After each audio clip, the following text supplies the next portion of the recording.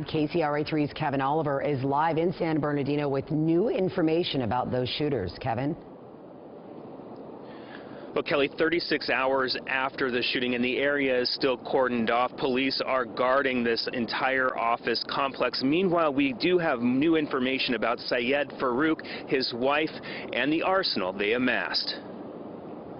Tonight, San Bernardino police released these images showing the weapons they said the suspects were carrying, the bags of ammunition they had with them, and what the suspects' rented SUV looked like when the shootout in San Bernardino was over. The suspects are believed to have fired about 76 rifle rounds at the officers at the termination of the pursuit.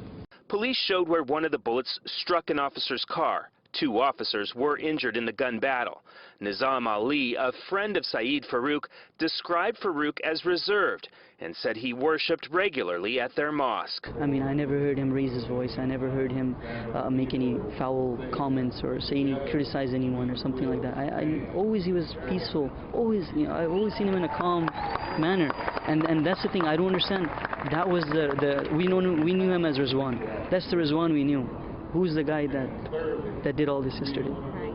I don't see the correlation. I mean, I'm still shocked to accept that was him. Meanwhile, at the home of Farook and Tashfeen Malik, FBI agents entered a second day of searching for evidence. Neighbors watched throughout the day in amazement. His house is right there.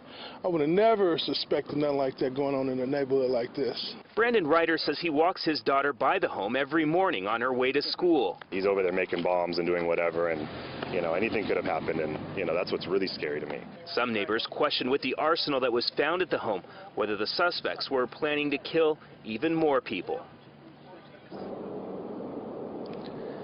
Now, Ali said that one thing that stood out for him was that Farook said in the last 6 months that he wanted to memorize the Quran from cover to cover, and within the last 6 months, he had actually accomplished that. Reporting live from San Bernardino, Kevin Oliver, KCRA3 News. Kevin, was there anything else that caused that friend to believe that something like this would happen at some point? No, Ali said that Farook never mentioned anything political, that he was pretty quiet, that he kept to himself, and that if he did say anything, that he would have brought that to the attention of authorities, but he said that never happened. All right, Kevin Oliver with new information tonight. Thank you.